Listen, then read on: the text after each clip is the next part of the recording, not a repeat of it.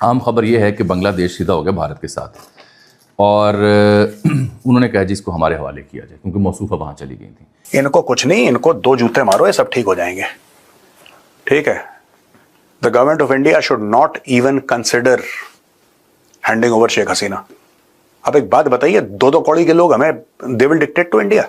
बांग्लादेश और भारत के बीच ऐसे मुआहदे हैं, उस बुनियाद पे बांग्लादेश अब भारत को सीधी आंखें दिखा रहा है कि हमें हसीना वाजेद चाहिए। There is no doubt about it. हमारे लिए हसीना इज एक्चुअली बांग्लादेश। बिल्कुल, चीन ने भी मल्टीपल टाइम दलाई लामा हमसे मांग लिए, हमने उन्हें नहीं दिया। हमने बकायदा सुरक्षा और दी। बिल्कुल वैसे ही शेख हसीना को हमने वापस नहीं लौटाया और उन्हें हम प्रॉपर सुरक्षा यहां पर उपलब्ध करा रहे हैं। ऐसा देश जहां पर म्यूजिक टीचर रखने को लेकर लोग सड़कों पर निकल रहे हैं, ऐसे देश को क्या किसी को सौंपा जाएगा? इससे बड़ी सितम ज़रीफी और क्या होगी कि भारत ने अपने इस एजेंट को सजाए मौत सुनाने की मजम्मत तक नहीं की है।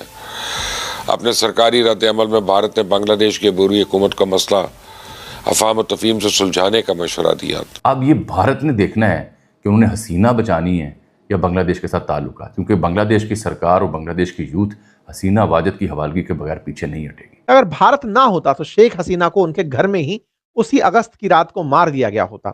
जैसे इनके पिताजी को मारा गया, ऐसे ही इनको मारने की प्लानिंग थी। ये 2 कौड़ी के लोग जो अपनी बिजली नहीं बनाते, जिसको गौतम अडानी बिजली देता है जब इनके घर में बल्ब जलते हैं, यहां से चावल जाता है जब ये चावल खाते हैं, अब ये हमें डिक्टेट। और दोस्तों यहां पे Bangladesh urges India to hand over Sheikh Hasina after death sentence, providing refuge would B.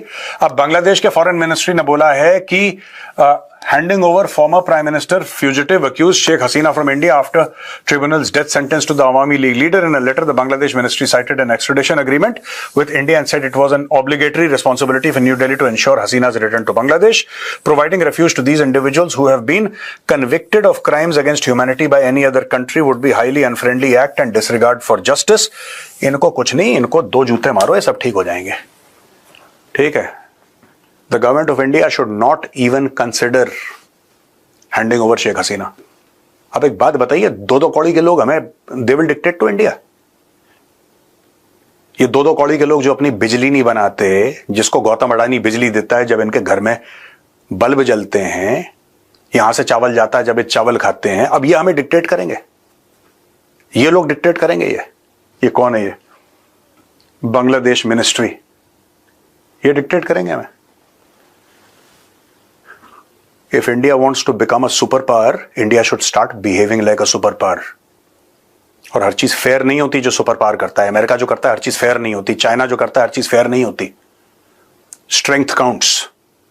I would strongly urge the government of India to show strength. मैंने वो Ministry of External Affairs का statement पढ़ा and I thought it was very lukewarm.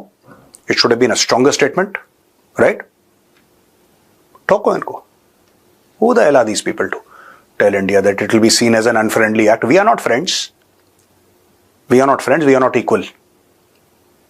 अब 2 कौड़ी के लोग India को बताएंगे क्या करना है। अब आती है बात हसीना को क्या हम वापस भेजेंगे या नहीं भेजेंगे। देखिए, हमारे और उनके बीच में आई थिंक 1993 के करीब हमारी एक्स्ट्राडिशन ट्रीटी भी है उनके साथ। हम आपस में एक दूसरे को भेज सकते हैं जब वो इस तरह का कोई काम होता है। बट उसमें ट्रीटी में internationally, the treaty is internationally से जनरली जिसको बोल सकते हैं, कि उसमें एक क्लॉज होता है कि if it is politically motivated, अगर पॉलिटिकली मोटिवेटेड है तो उसके अंदर शेख हसीना को एक हक बनता है। शेख हसीना को मत पकड़कर बैठिए, कोई भी बांग्लादेशी को जो इंडिया में होगा उसको एक ये हक बनता है कि वो इंडियन गवर्नमेंट और इंडियन कोर्ट्स में ये मांगे कि जनाब वहां पर मेरे को वहां से निकाला गया था पॉलिटिकली मोटिवेटेड होकर, मेरे को पॉलिटिकल रीजंस पर, और अगर मैं वापस जाती हूं या मुझे वापस ले जाया जाता है तो पॉलिटिकली मेरा सो कॉल्ड एक्सप्लॉयटेशन होगा, जो सारे डिसीजन मेकिंग है। थर्ड, और इस बात को मैं स्ट्रेंथन करता हूं, शेख हसीना को रिप्रेजेंट किसने किया उस कोर्ट में जहां उन्हें फांसी की सजा दी गई है? उसको रिप्रेजेंट, देखिए, नेचुरल जस्टिस तो करना पड़ेगा, चाहे आर्टिफिशियली सही, लेकिन करना जरूर पड़ेगा। सो उस पॉइंट ऑफ व्यू से शायद Hasina may be able to score, क्योंकि उनके पास वो 2 ऑप्शन जो निकल कर आ रहे हैं कि एक है कि चलिए जी वो सुप्रीम कोर्ट जाएंगी वहां से जस्टिस मांगेंगी, सरेंडर करेंगी, उनको अरेस्ट किया जाएगा, जो भी कह लीजिए। As far as India is concerned, India इस बात पर कन्विंस्ड है कि यूनुस सरकार अपने आप में एक पॉपुलर सरकार नहीं है, एक डेमोक्रेटिक सरकार नहीं है। ये एक डीप स्टेट द्वारा इंस्टॉल करी गई सरकार है, जिसका कि जो भी इंटरेस्ट है कि जी उनको वो आइलैंड पर बेस नहीं दिया, ये नहीं दिया, वो नहीं दिया। सो अगर आपकी बात का मोटे मोटे तौर पर आंसर आए, if the system demands and is justified, she will go back. और वैसे भी आप देख रहे हैं, मेरे यहां तो छोड़ दीजिए, बांग्लादेश में आग लगी पड़ी है पिछले 24 घंटे में।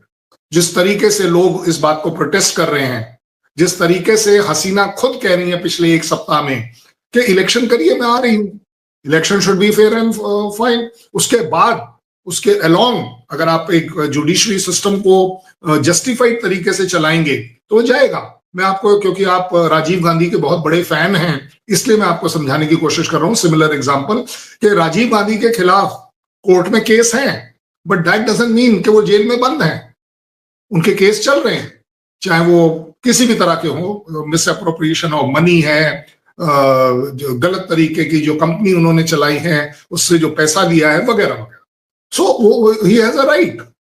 मुझे लगता है शेख हसीना को बांग्लादेश में अगर किसी भी तरह की डेमोक्रेसी और जुडिशरी सुप्रीम है तो उन्हें यह चांस जरूर मिलना चाहिए। बहरहाल शेख हसीना वाजिद को होगी सजाए मौत।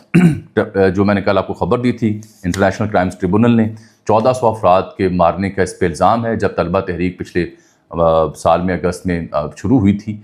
और ये यूएन के जो ट्रिब्यूनल था उसकी खबर थी कि 1400 अफराद मारे हैं इसने। और ये जो इसको फिर इंसानियत के ख़िलाफ़ जराइम का मुर्तकिब करार दिया गया है, सजाए मौत हुई है।